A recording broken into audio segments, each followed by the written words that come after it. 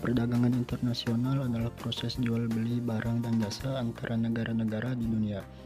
Pentingnya perdagangan internasional memberikan peluang bagi setiap negara untuk memanfaatkan keunggulan komparatif yang dimilikinya. Hal ini pada akhirnya dapat meningkatkan kesejahteraan ekonomi secara keseluruhan. Selanjutnya, teori-teori perdagangan internasional. Yang pertama ada teori merkantilisme.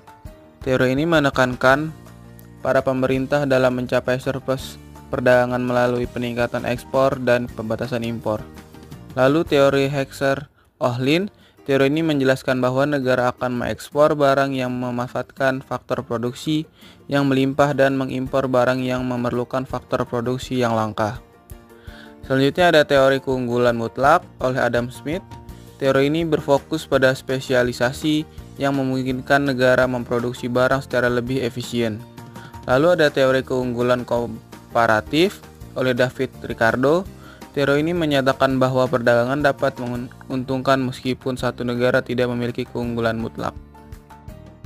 Neraca perdagangan internasional. Neraca perdagangan adalah perbandingan nilai ekspor dan impor suatu negara dalam periode tertentu. Tipe neraca perdagangan internasional. Tipe pertama ada surplus. Tipe surplus adalah ketika ekspor lebih besar dari impor. Yang kedua, tipe defisit. Ketika impor lebih besar dari ekspor.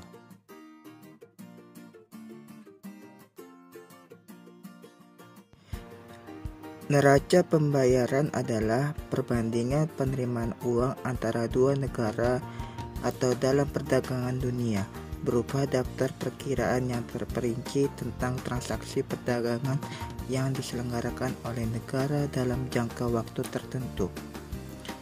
Neraca pembayaran disebut juga Balance of Payment atau BOP. Ini merupakan jejak histori keseluruhan transaksi antara kita dengan negara lain yang dilakukan secara sistematik selama periode tertentu. Tujuan sistem pembayaran internasional. Yang pertama, menganalisis kondisi ekonomi suatu negara. Sistem pembayaran mencatat semua transaksi ekonomi lintas negara, sehingga membantu mengevaluasi kesehatan ekonomi seperti surplus atau defisit neraca pembayaran. Data ini digunakan untuk menilai stabilitas ekonomi dan merancang kebijakan ekonomi yang efektif. Yang kedua, mengelola cadangan devisa. Sistem ini memantau arus keluar masuk devisa untuk memastikan penggunanya optimal, seperti membayar impor, utang luar negeri, atau menjaga stabilitas nilai tukar mata uang. Cadangan devisa juga dikelola dengan baik, juga berfungsi sebagai perlindungan terhadap krisis ekonomi. Lalu yang ketiga, menyediakan data untuk transaksi internasional.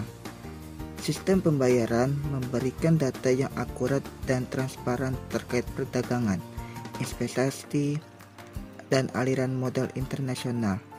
Data ini membantu pelaku ekonomi, pemerintah, dan organisasi internasional memahami pola perdagangan global serta mendukung pengambilan keputusan strategis.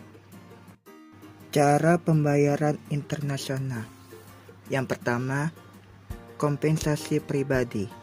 Metode pembayaran ini melibatkan pertukaran langsung barang atau jasa antara pihak-pihak yang terlibat tanpa menggunakan uang tunai atau transfer bank.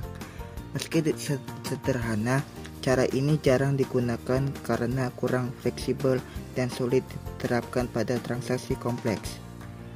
Lalu yang kedua, pembayaran tunai. Merupakan metode pembayaran langsung dengan uang tunai, cek, atau transfer bank. Cara ini sederhana dan sering digunakan untuk transaksi kecil, tetapi memiliki risiko seperti keterlambatan atau biaya tinggi dalam pengiriman uang lintas negara. Lalu yang ketiga, letter of credit atau disingkat L atau C. L atau C adalah jaminan pembayaran yang dikeluarkan oleh bank atas permintaan importir. bank menjamin pembayaran kepada eksportir setelah semua syarat dalam L atau C terpenuhi. Metode pembayaran internasional ini disesuaikan dengan kebutuhan transaksi, tingkat risiko, dan kepercayaan antara pihak-pihak yang terlibat. Pasar dan kurs valuta asing. Pasar valuta asing adalah tempat di mana mata uang asing diperdagangkan. Sedangkan kurs valuta asing adalah nilai tukar mata uang yang dinyatakan dalam mata uang domestik. Macam-macam kurs. Terdapat dua macam kurs. Yang pertama ada kurs jual dan kedua ada kurs beli. Kurs jual adalah harga saat bank menjual valuta asing. Sedangkan kurs beli adalah harga saat bank membeli valuta asing. Kebijakan perdagangan internasional. Definisinya, tindakan pemerintah untuk mengendalikan perdagangan antar negara dengan tujuan meningkatkan pertumbuhan ekonomi dan kesejahteraan. Macam kebijakan.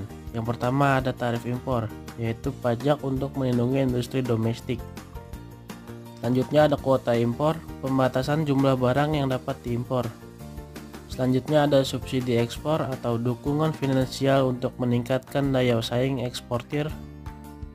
Dan yang terakhir ada zona perdagangan bebas atau area tanpa tarif impor antara anggota.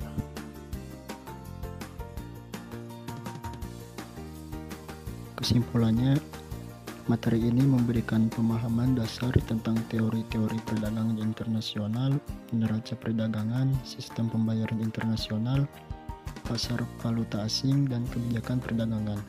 Pemahaman ini penting untuk menganalisis dan memahami dinamika ekonomi global serta peran masing-masing negara dalam perdagangan internasional.